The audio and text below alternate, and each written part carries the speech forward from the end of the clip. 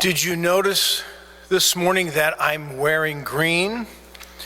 And you know why I'm wearing green? It's not because I look good in green. It's because we are in what the church calls ordinary time.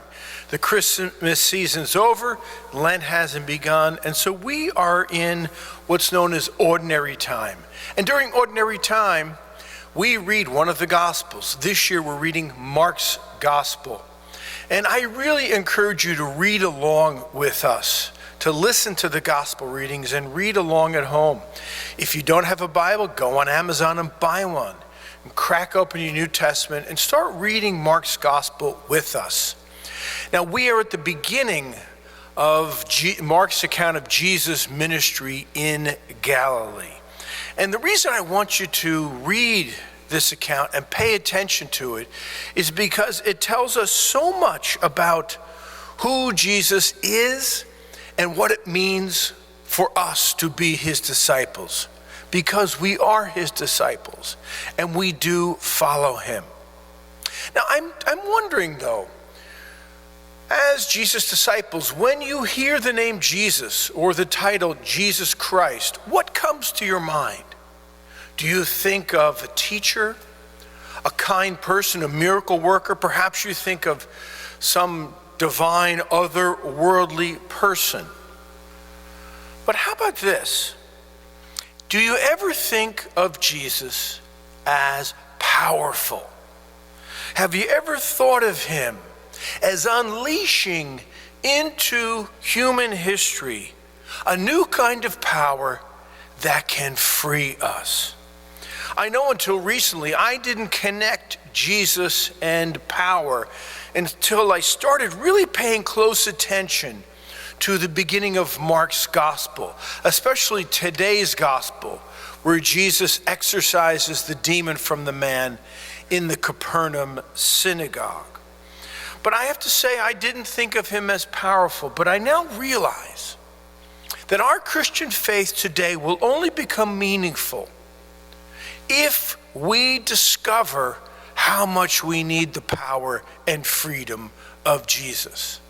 And there are forces in our culture that kind of push against us. There are forces in our culture that say, we don't need God, we don't need Jesus, we're okay on our own. You know, I just live down the road, down New Hampshire Avenue in the Hillendale neighborhood.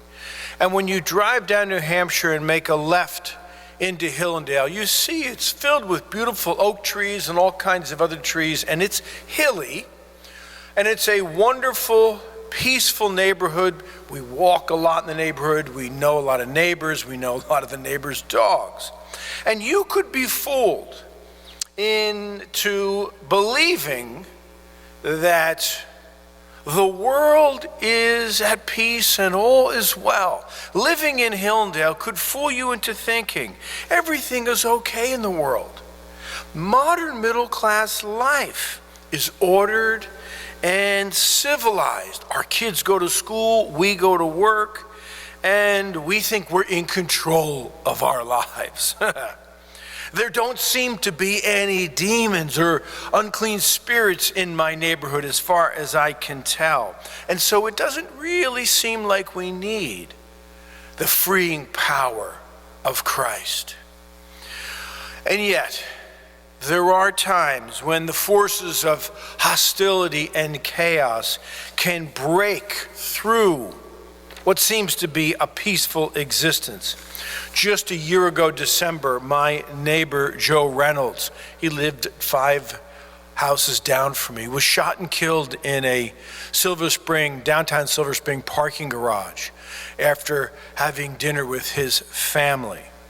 You know, young people seem to be much more attuned to how fragile and mad our world is. If you listen and talk to young people, they seem to understand more clearly than us older folks that Mother Nature is suffering, that our planet is heading towards disaster. They seem to be much more attuned to the madness that comes with weapons of war being used to kill their friends in schools, causing young people to be afraid and nervous. Could it happen in my school?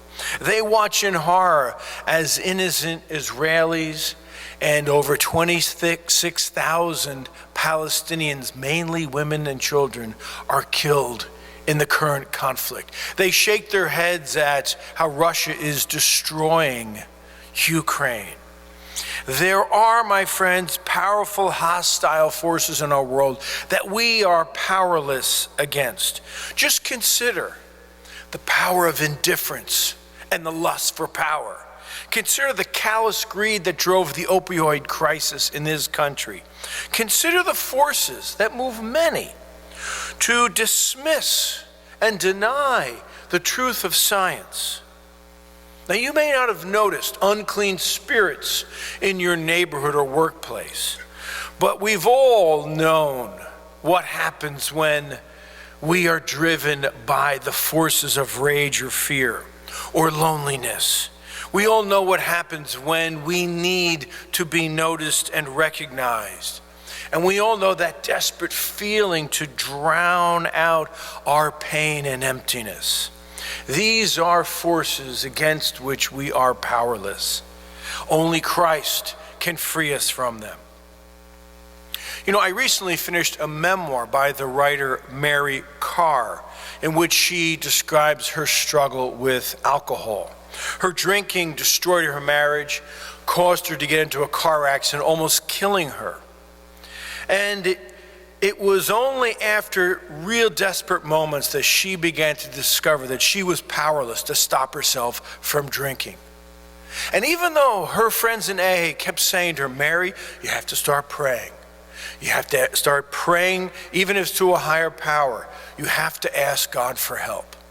And she resisted. She was an atheist. She thought that's crazy, until one day she was so desperate that she gets down on her knees in a bathroom and begins to cry out for help to God, to a higher power. Please help. And she seems to have opened herself up to the power of God, because you know what happened? She quickly discovered after praying that her thirst for drink dried up. She no more craved to drink. And every morning when she woke up, she fell back on her knees to overcome her addiction to alcohol and the other deep pains and wounds that were driving that addiction. And eventually her son was baptized and she became Catholic. Now, in today's gospel, Jesus confronts the forces of hostility and the enslaving forces of our world by freeing this man in the synagogue who screamed at him. The people of Jesus' time knew far better than us the enslaving forces of evil. They knew they were powerless against them. And what they discovered in Jesus was one who was more powerful than evil, than these enslaving forces. He proved to be the powerful one. And this is why people flocked to him, because they found he could free them. He could heal them. It seems that Jesus unleashed this new liberating power of God into the world, so that he is the power of God that frees. He is the power of God that renews. And this power, my friends, is still available to us. This is what Mary Karr discovered. And so I hope that when you hear the name Jesus, that you start to imagine him as the powerful one, as the free one, as the one who makes us whole. This is who walks with us. This is the person to whom we are discipled. This is the one we worship. So no matter what is going on in your life, no matter what has happened in your life, no matter what burden you're carrying, ask Christ to free you and make you whole. And he will accompany you and lighten your burden. And then, my friends, that you will discover that he is the Holy One of God who has come to set us free. Amen.